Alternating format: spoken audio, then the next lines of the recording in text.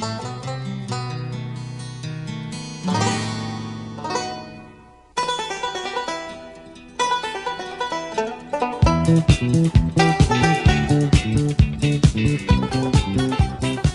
and welcome to another episode of the Cover Zero podcast, the show where I cover the least in the best way possible. I'm your host, Jason Wells. Championship weekend is here. We have two very, very good games. I'm very excited to talk about them. And I think we are going to get an upset. I don't think it's going to be the chalk Super Bowl of Ravens 49ers. And we will find out. We will find out what that pick might be. Yeah, we also had a couple coaching hires that all happened in the last 24 hours. And we'll talk about those in just a bit. Again, no background and no football book behind me stuck to the wall. It was too heavy. It fell down. So yeah, that's where we are with the background update. Probably didn't really need to give an update. Yeah, I guess let's just get right into kind of the coaching update. I guess another edition of the NFL Weekly Update. Starting off with Chargers I already said this on the Wednesday show, but the Chargers have officially brought in Jim Harbaugh as their head coach. Obviously, Harbaugh, a very, very good NFL and college football coach, brought back the Stanford program from essentially the dead, brought the Niners to a Super Bowl, multiple NFC Championship games, left that, went to Michigan, and obviously ended his run at Michigan with a national championship there. Now he is back. He is back in the NFL, and I think this is a very exciting hire. And I think that every Chargers fan should be happy about this. I think it's a good hire. I think this is exactly what the Chargers need and this organization needs in general. And it's very good. It's very good. However, there is a small part of me that thinks that this could be like a Phil Jackson going to the Knicks type thing, where he's going to come in, he's going to have full control, but it's just not going to work. And then he might get disinterested with it, go back to college football. I don't know. But again, I do think it's a very good hire, but I'm just saying there's a small chance this is Phil Jackson Knicks-esque.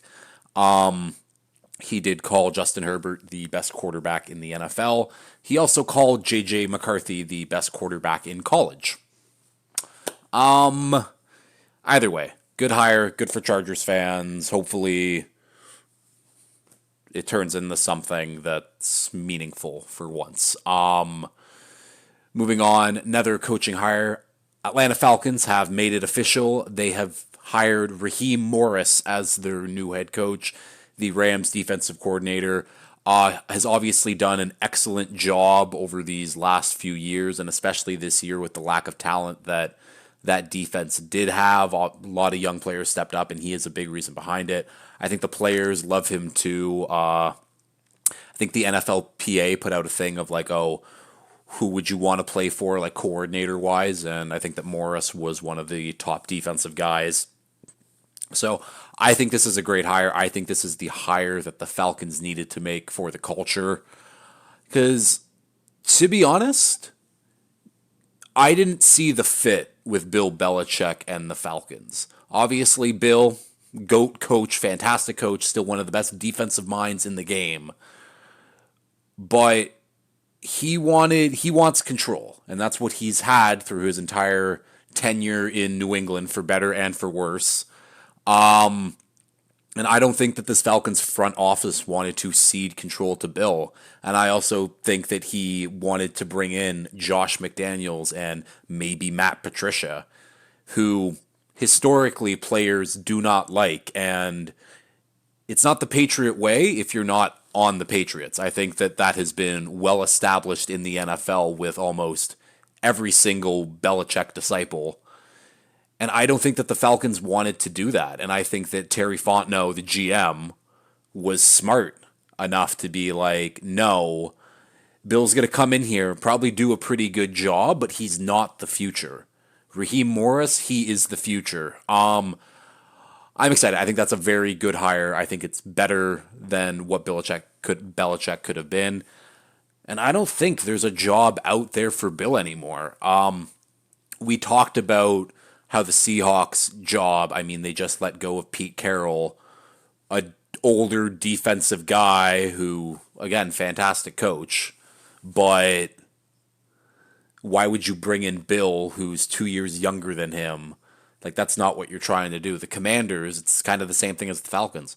Why would you bring in Belichick when you know he's not going to be around for the long haul? And again, I would bring in Bill if you give him a strictly, you're not bringing in Josh McDaniels or Matt Patricia or people that you have had ties in New England with. We're not doing New England. We're doing our own thing. We're our own team. We're our own franchise. I don't think that's it for Bill. I guess we'll see. Obviously, lots can still play out, but Raheem Morris, congratulations. Next coaching update. The Panthers have found their head coach in Dave Canales, the Bucs offensive coordinator. First year as an offensive coordinator, too, and he immediately got promoted. He was with the Seahawks for a long time and obviously knows Dan Morgan, the new Panthers GM, with his time spent with the Seahawks there in their front office.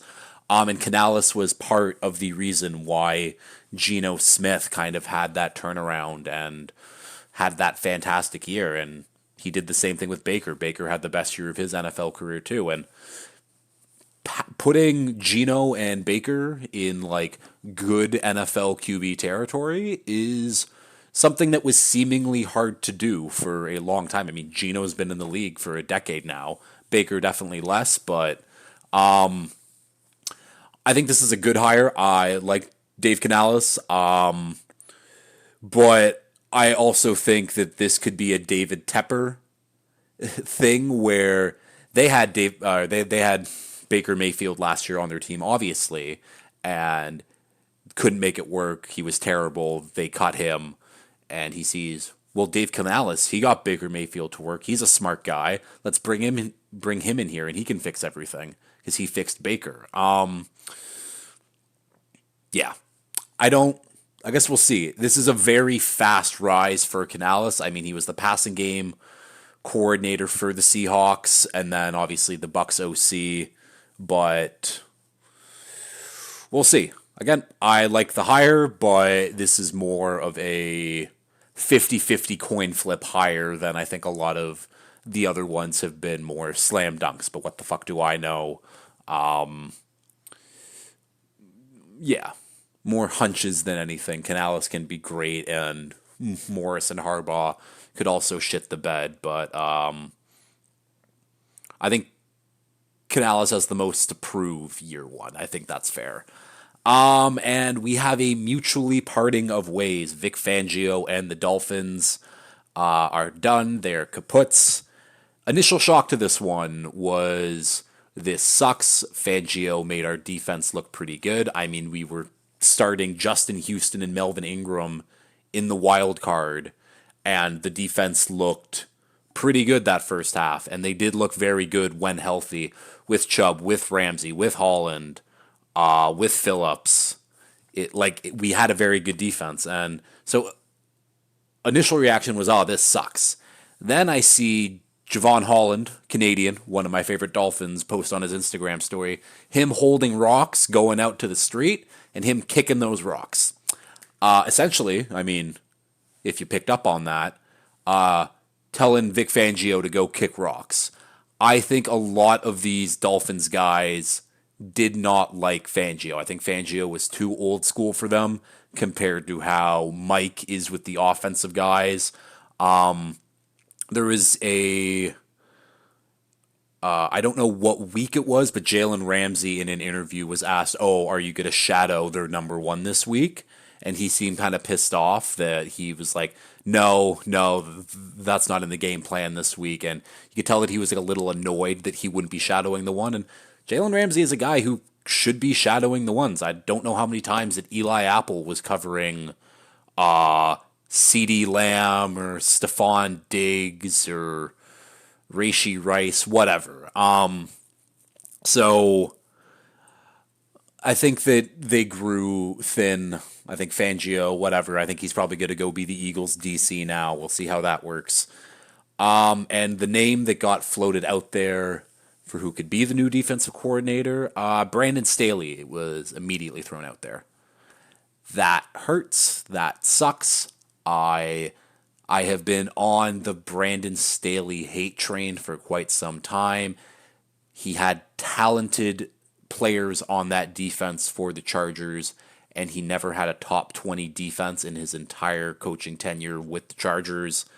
Doesn't instill a ton of confidence in me. However, the players seem to like Staley. He was there for far too long for them to not really like him.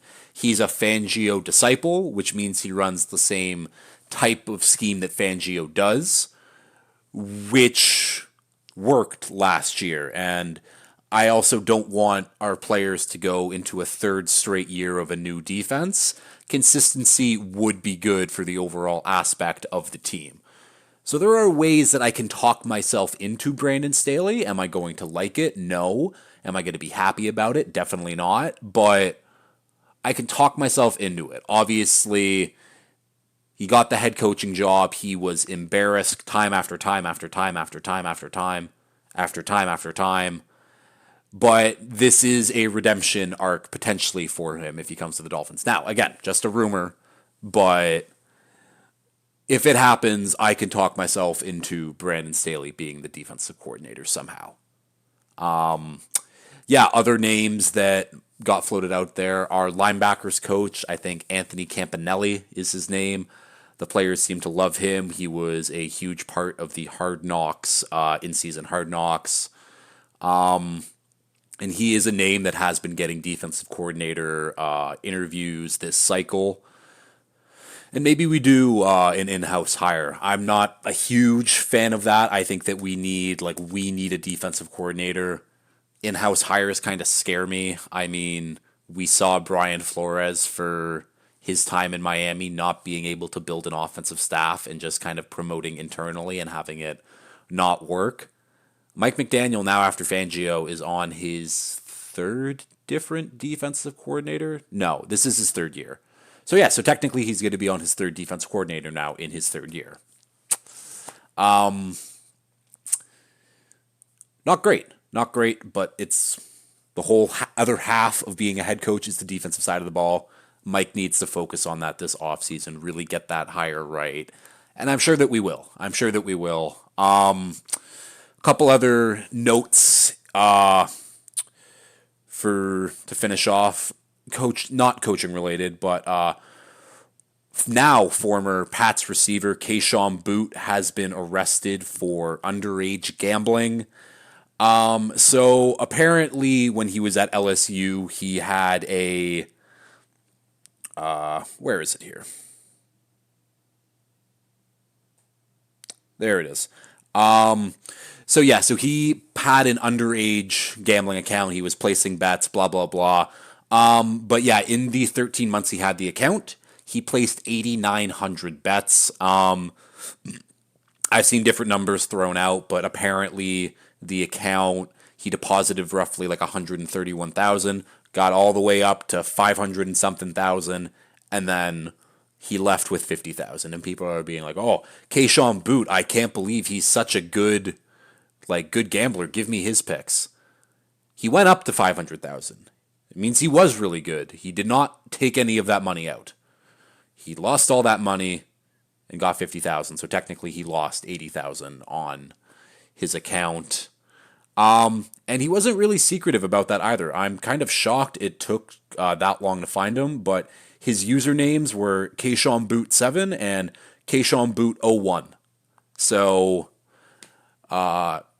very smart Keyshawn Boot. I've said it many times, but NFL players are pound for pound the stupidest athletes on the planet.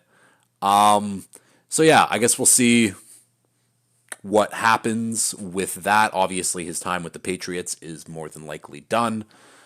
Don't know how long the legal process will drag out, but we shall see. And one more Dolphins note for the weekly update. Tyreek Hill has announced or has filed for divorce per the Sun Sentinel down in Florida. And Tyreek was quickly to come on Twitter and be like, that's some bullshit. I've never filed for divorce. And people were like, oh, that's awful from the Sun Sentinel. How could they do that? Tyreek not knowing that a lot of this information is on public record, and with a couple quick searches, it was easy to see that Tyreek Hill has filed from divorce from his wife that he married 3 months ago now. And it's not just, oh, there's a different Tyreek Hill in Miami. No, it's that Tyreek Hill because it's the same lawyer that he used for when he slapped that guy on the docks for whatever the hell that happened for. But yeah, so Tyreek Hill getting caught in a lie. Very funny in my opinion, but yeah, Tyreek is getting a divorce after being married for 3 months and having 3 babies this year. Hell of a man he is. Hell of a football player. Yep. Yeah, I guess let's get into the championship preview now. 2 games on the docket here. Going to be a shorter episode. I'll try to give some picks, though, as we go. Chiefs at Ravens. Ravens -4. Total set at 44.5. Pat Mahomes +4. Those are juicy odds. I kind of like them, but I don't think the Chiefs win this game. This is the Ravens' year. The Ravens are just flat out better, and they're better everywhere. Lamar needs to be completely shut down, which there is a chance. I think that the Chiefs have a linebacker in Willie Gay Jr. who has the speed to be able to spy Lamar. Obviously, it's very, very tough to spy Lamar, but this Chiefs defense should be up for the battle. I mean, Trent McDuffie, L'Jarius Sneed, Justin Reed, Chris Jones, Karlaftis, Willie Gay, Nick Bolton. It's a good defense. It's a very good defense, and the reason I don't think it matters is because this Ravens defense is also fucking nasty, and I don't think that this Chiefs offense, again, it hasn't worked all year, but the whole Pat Mahomes in the playoffs and it just works, and it might just work, and this might be the might be like every year where, this isn't the year for Pat Mahomes and the Chiefs, and it just is because it's Pat Mahomes and the Chiefs. This could be 10 years ago, and I could be saying it's Tom Brady and the Pats. This just happens, even though every matchup and every sense in your brain says that no, the Pats aren't the better team. What's happening here? Wild that Pat Mahomes 6 years starting into his career is talked about like that already, but he should be. He's fantastic. Ravens, though, should be getting Mark Andrews back in this one. That'll be a big jump. Gronk mentioned this week that having a 1-2 punch at tight end is extremely hard to match up now that Isaiah Likely has gotten into this offense and has kind of carved a role for himself. Mark Andrews, Isaiah Likely, Zay Flowers, OBJ, Rashad Bateman. Lamar has the weapons. The run game is just usually there. The offensive line for them usually carves the way, and I like the Chiefs, and I'm not going to discount them, but that's kind of exactly what I'm doing, is I'm discounting the Chiefs. Again, there's always a way. There's always a way, and the ways to stop Lamar. And I think we have seen that people can stop Lamar. It's very, very tough, but it happens where Mahomes has proven to just find ways to stay in playoff games. But yeah, I'm definitely taking the Ravens money line in this one. I think that this could be an under 44.5. Again, if the Chiefs defense steps up, I think the Ravens defense is just going to be a hassle for the Chiefs all game. Kyle Hamilton and Travis Kelce, that's going to be a crazy matchup. He was kind of drafted as a tight end eraser, and he's done that. I mean, he's the best safety in football right now. There's going to be a lot of fun matchups. I think the Ravens should also be getting back Marlon Humphrey. And that's honestly, and that's something I was thinking about earlier in the week, where the four teams remaining right now, what do they all have in common? They're all healthy, or they're all relatively healthy as you can be at this point. To my knowledge, other than Keaton Mitchell and like J.K. Dobbins and stuff, the Ravens don't have any major injuries. Same with the 49ers. Obviously, Debo is banged up right now, and 50-50 was the last thing I saw about him. The Chiefs, I don't think that they have any major injuries that we're concerned about. And the Lions, the Lions are banged up. Everyone is right now, but I don't think that they have any major injuries. And that is the big difference maker, is if you are healthy come playoff time, you have a much better shot against teams like the Dolphins, who were absolutely decimated, or the Browns, or the Bills. In the NFC, in the NFC it didn't really matter. Those teams just kind of flat out stunk. But yeah, I'm excited. Ravens Chiefs. I am in on the Ravens. Any props that I like in this one? Not particularly. No. I feel like I don't have any strong leans about which offensive side of the ball is going, or who could have a big game. I guess I should probably bring up some betting lines, because I'm talking about props, and that's the smart thing to do. Because I was thinking maybe Zay Flowers, because with Mark Andrews back, I do have Mark Andrews in a touchdown parlay, because I do think that Lamar now has his favorite red zone target back and should pay off. You would imagine. Let's see what that Zay Flowers line is at. Over 41.5. I think I like that. Who knows if I'll take it at this point, because I'm not going to bet until game day. But and usually I don't. Usually I bet like after the podcast is done. A little behind the scenes action here. But yeah, I like Zay Flowers over 41.5 yards, and I like Mark Andrews anytime touchdown. And yeah, I like the Ravens. I keep saying that. And now on to the NFC Championship game, the Detroit Lions versus the San Francisco 49ers. Niners -7, total set of 51.5. I talked about one of these games being an upset, and I do think it's the Lions. I'm completely bought in. I am buying into the hype. I'm buying into the narrative. And I'm just buying into, and I talked about it, the positive energy that just everyone is focusing on the Lions right now. And it's just such this Cinderella story. Oh my God.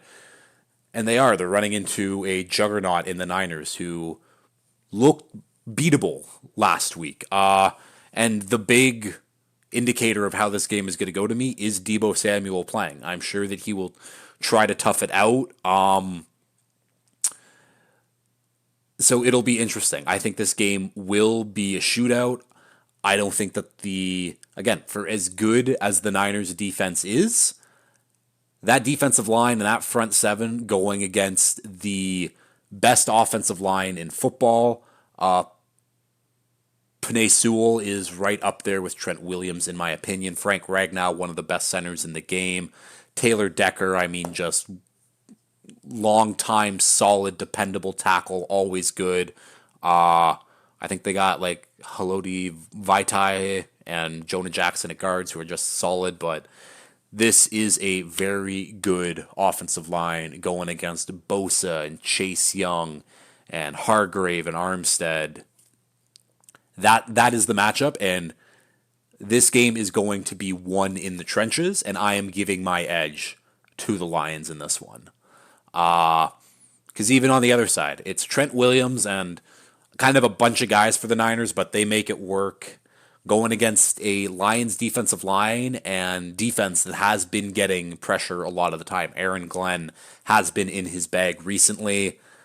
Again, this is going to be one of these matchups, and I'm very excited. I mean, the Niners defense versus the Lions offense, and this mighty Niners Shanahan offense versus kind of like the pesky Aaron Glenn Lions defense, who, since they've been getting their guys back, like CJ Gardner-Johnson, like Aleem McNeil, they've kind of taken that jump that people thought that they could have at the start of the year before these injuries happened.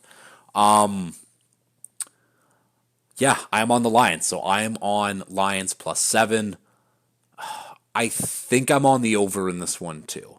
I have to check the weather because obviously we got a rainy, shitty game. I think Cam said it was supposed to be around like 20 degrees at kickoff, so that's very nice weather for this time of year. I mean, especially if you're fucking from where I'm from. But yeah, I'm on the Lions. I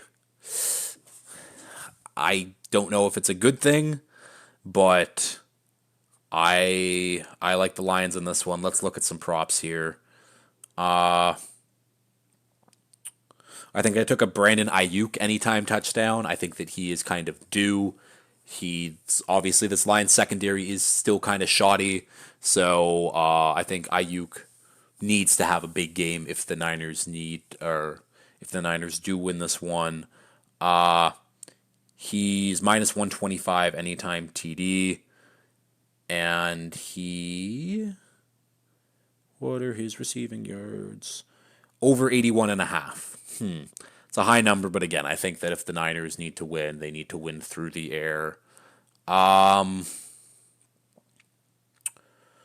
What about rush yards? How are we looking? CMC 86.5, Montgomery 43.5, Gibbs 47.5.